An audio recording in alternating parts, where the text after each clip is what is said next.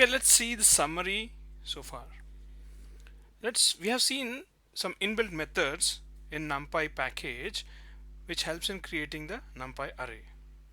So these are 9 ways where you can create a numpy array. I'll go through a few of them, if not all of them.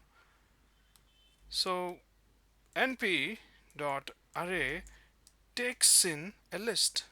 If you pass in a simple list 1 2 3, all right, and if you run it, you get column array. So how do you know this is a column array? If you just simply say it has shape dot shape, if I'm using a property called dot shape, it says 3. So it's like 3 rows and 1 column. But 3 rows and 1 column is what it is. It is a column matrix.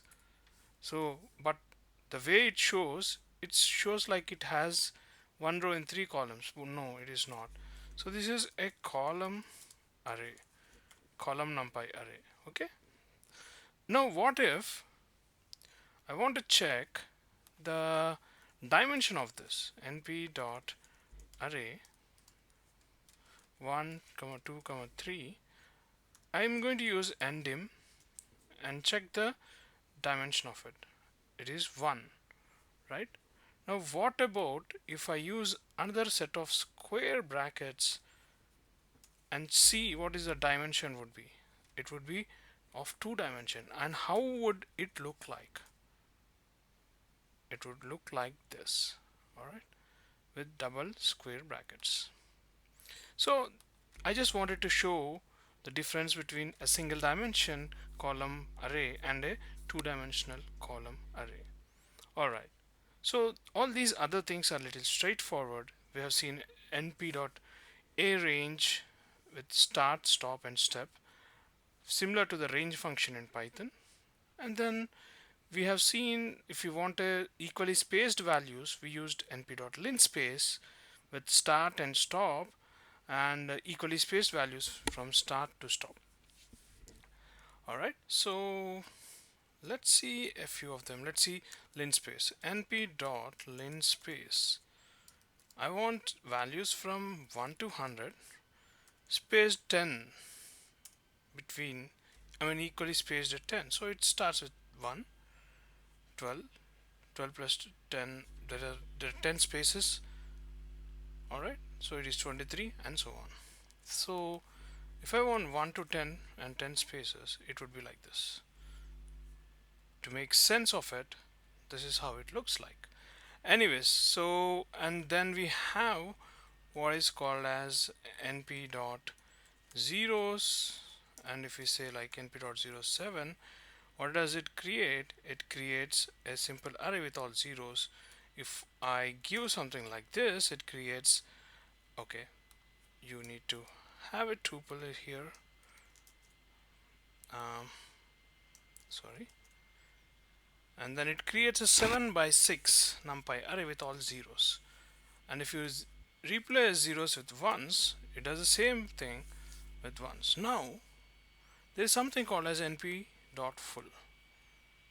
In the lines, similar lines of np.ones and np.zeros, np.full, what it does is, let's say I'm going to use a tuple 3, 4, and I'm going to give a number, maybe 8, any number, and let's see what happens if I run this. So I'm going to get a 3 by 4 numpy array with all 8s. If I replace this with maybe 7, I'm going to get 3 by 4 numpy array with 7. So if I replace this with 5 by 4, I'm going to get a numpy array of 5 rows and 4 columns with all 7. So np.full does something like this. If you notice, the values here are of integer type. If you want to change it, you can simply say dtype is equal to float 64, float 64, and what happens is each and every value became a float value, right? So this is what np.full does. So yeah, moving on. So these are all straightforward that you have seen. np.I creates an identity matrix, np.random.ran creates a random numpy array with number of rows and number of columns being the parameters, and random np.random.randn gives normalized values. np.random.randint gives you a one-dimensional array whose parameters are start, stop, and number of random values from start to stop. Alright, so to just demonstrate that, np.random.randint 1 to 25, like maybe 10 of them. So it generates a one-dimensional array of 10 elements or 10 values whose values are randomly from 1 to 25. Alright, so this is what is creation. Now we have seen a few of the properties like ndim, and probably we have seen what ndim is mainly. That is one of the property. Okay, let's see a few more properties here. We have seen, yeah, we have already seen shape, I guess. So dot shape is also what we have seen. np dot random dot randint 1 to 25, 10 of them dot. So this is what, this is a single one dimensional array with 10 elements. Now if I want, I can reshape it to a 5, 2 numpy array. So it becomes 5 rows and 2 columns. I can do 2, 5. Yeah, I can do very much with 2 rows and 5 columns, but make sure that this 10 elements and the product of these two are the same.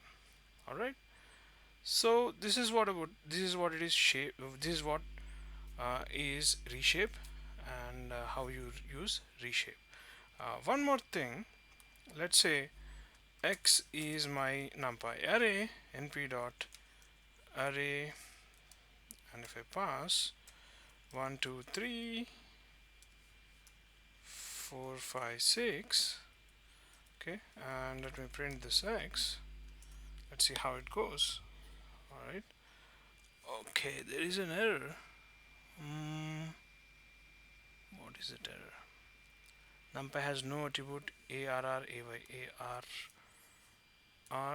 ay. Okay, fine. So this x and x dot ndim comma x dot shape, I just want to know what all the three things. So it is a two-dimensional array with 2 rows and 3 columns, right? 2 rows and 3 columns. Now, okay, now we know that maybe, see, this is x dot shape, right? 2 rows and 3 columns. Now I want to see print of x dot shape of 0. So even this is possible, and instead of 0, if I say 1, even this is possible. Okay, I just wanted to show this one because this kind of usage is very common. Anyways, another property is x dot size. So here what you do is, see, let's say we take the same x here, okay, and what we do is we'll see x dot shape, what it is. Sorry, x dot size, not shape, x dot size. So it gives like what, 6. There are 6 elements in this. That's what it is. X dot size gives total number of elements. But what if you want to know the total number of elements row wise and total number of elements column wise? How do you do that? For that you use something called as, let me comment this, and so I use np.size method where I pass this numpy array and I'll say axis is equal to 0. This will give number of rows. What am I talking about? Let's run this and see. It says 2. Why? Let me first print what this x is. Okay, and then let me make this as a print statement. Okay, see what we just did is this is the x, and we are asking np.size when axis is equal to 0. When axis is equal to 0, we are talking about rows. So there are how many rows? 2 rows, right? Yeah, that's what it is. Now what if you make this as axis is equal to 1? It becomes number of columns. So number of columns is obviously how many? 3. So that is what the property size and method np.size does.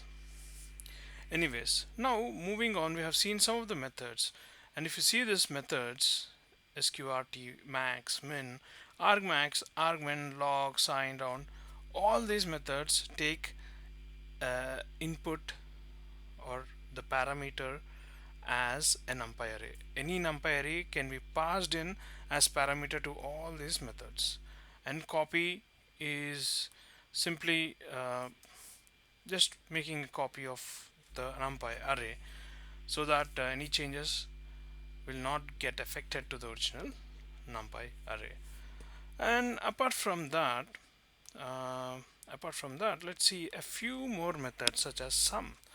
Now what is this sum? X is equal to let's say a range, sorry, np dot a range, and I'll say 1 to 11. Now if I print this x, what will happen is I'm going to get a numpy array from 1 to 10. If I say print of, okay, print of np dot sum of x, what will I get?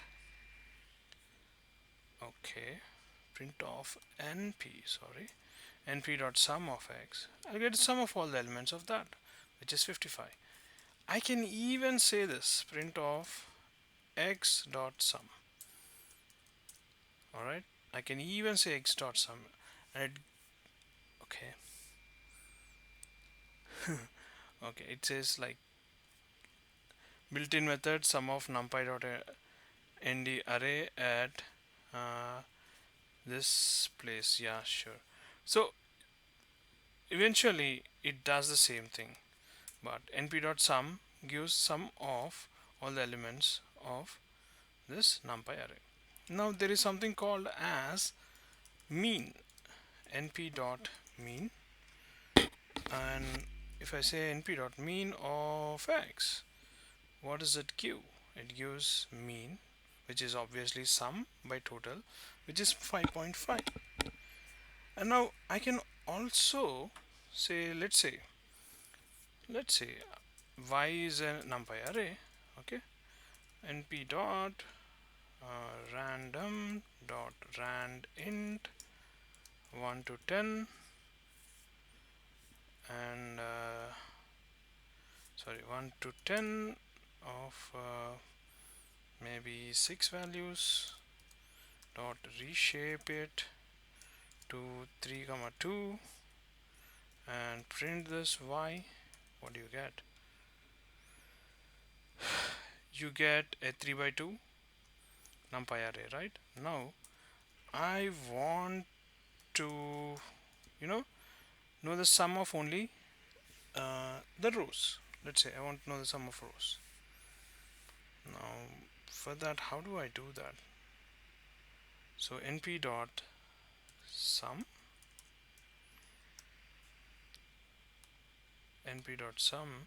and I'll say y comma axis is equal to 0. What will happen when I say that? So it gives me like sum of rows, sorry, just to make some kind of clear distinction. Okay,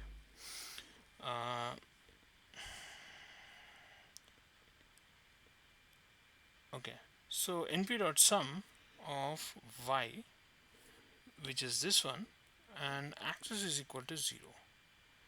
What did I get? I got 12 and 18.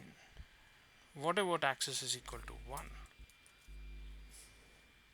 Then I get 12, 11 and 9. So 7 plus 5 is 12, 8 comma 3 is 11, and 8 comma 1 is 9.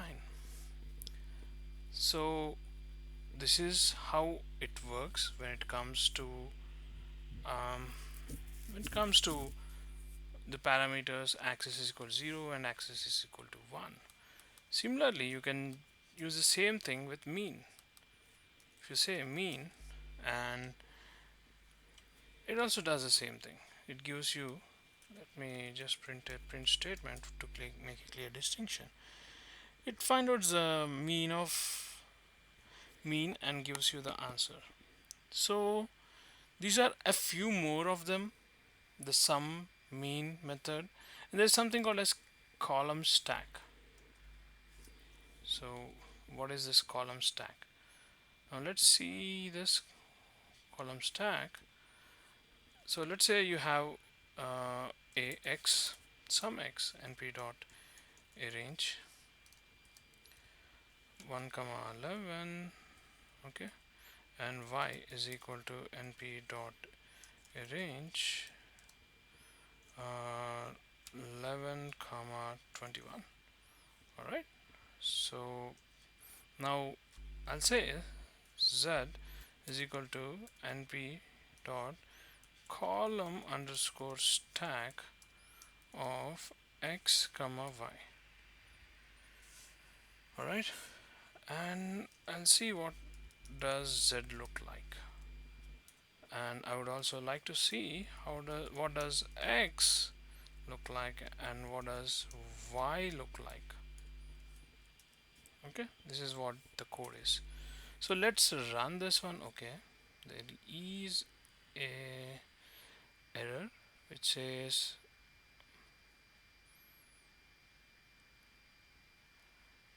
column stack dispatcher takes one position argument but two were given. Okay, okay, let's first hide this one z, and let's see what happens to x and y. Fine, now I want to know x dot shape and y dot shape. All right, x dot shape and y dot shape. Okay, let's say np dot, instead of a range I'll say 1 2 3, and again here np dot a range array 4 5 6. Now let's see what happens here. Can we do the column stack? No, still it says takes one positional argument. Okay, let's see what column stack is. So it np dot array 1 2 3 2 3 4, and if you say comma b, it should stack like this, but somehow it is not stacking for some reason.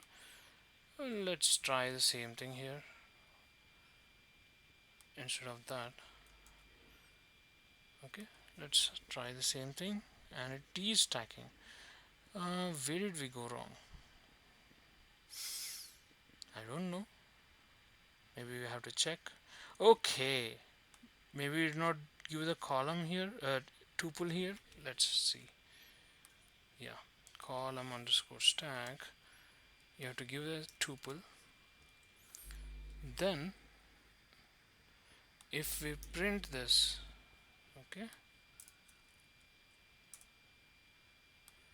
let's modify the code and let's print this, and there you go, a column numpy array 1 2 3 and column numpy array 4 5 6 are stacked together to form this kind of an array.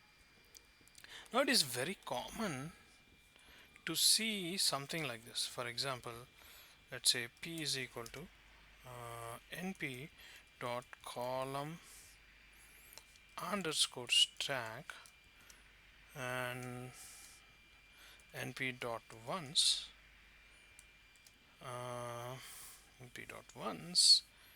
x dot shape of 0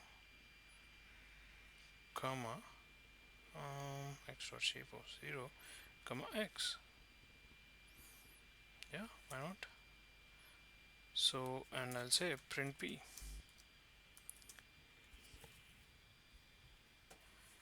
So see,